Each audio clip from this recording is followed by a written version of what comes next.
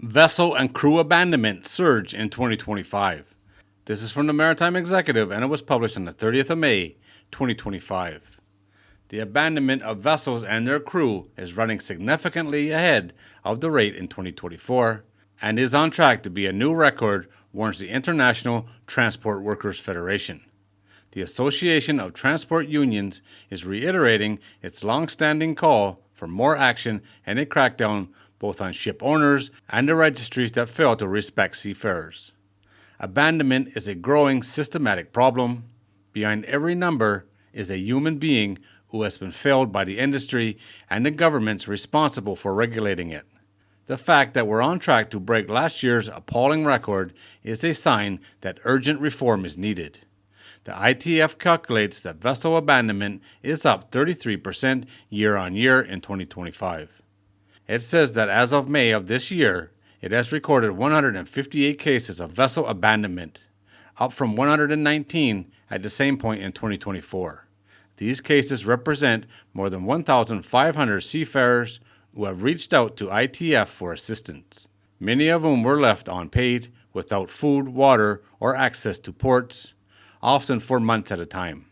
They highlight that in 2024, its inspectors and teams were able to recover $13.5 million for abandoned seafarers. Last year, it said there was a record of 3,100 seafarers abandoned.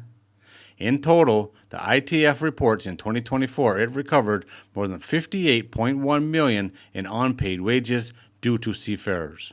Already in 2025, they report ITF inspectors have helped recover $4.1 million for seafarers affected by abandonment.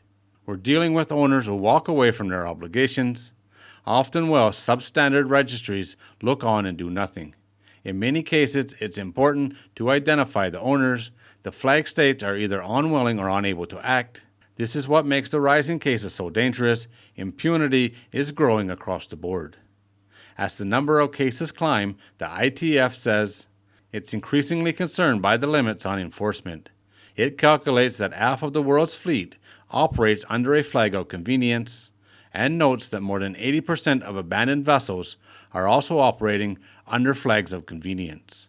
The ITF highlights that it has a list of 45 countries that provide a flag of convenience, and it adds new ones every year. The group is calling for reform to the registry system to ensure that every vessel can provide transparent, traceable links to a beneficial owner.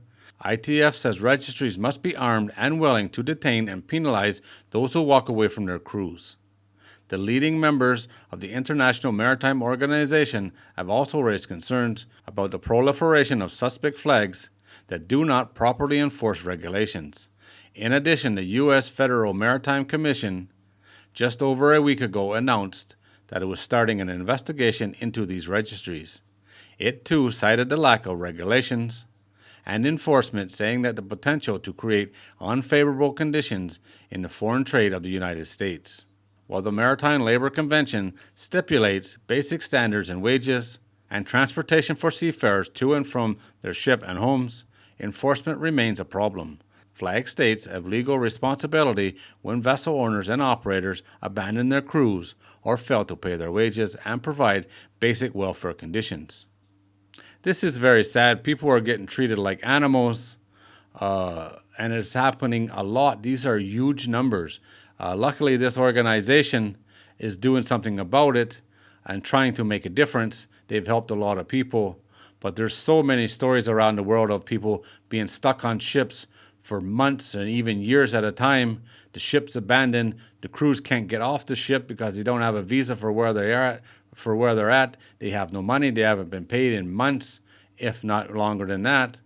And it's just a terrible situation. There's lots of stories of locals bringing food and water down to these ships that their people are stuck on that can't get off, just keeping them alive.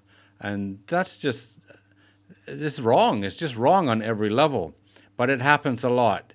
And it's good to highlight these problems. It's one of the biggest surprises I had personally when I started doing these shipping videos and following along with everything that's happening in the shipping world. The workers, a lot of them, not every case, but a lot of bad companies out there, the rust bucket ships that barely staying afloat, and then just horrible conditions on board and people not getting paid, not enough food. It's unbelievable how many stories I've done over the last couple of years of people just being treated like animals. Like, I would never treat my animals that bad. And I don't think anybody should be treated like that. The people responsible should be held accountable. Something really needs to be done. But with these flags of convenience, they get away with just about anything. Like this article said, in a lot of cases, they don't even know who owns the ship.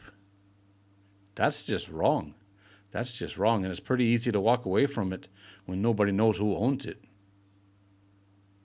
Something needs to change, that's for sure. But that's just my opinion. All right, guys, there it is. As always, thanks for watching. If you're new here and you like these kind of videos, don't forget to subscribe before you leave. And I'll see you on the next one.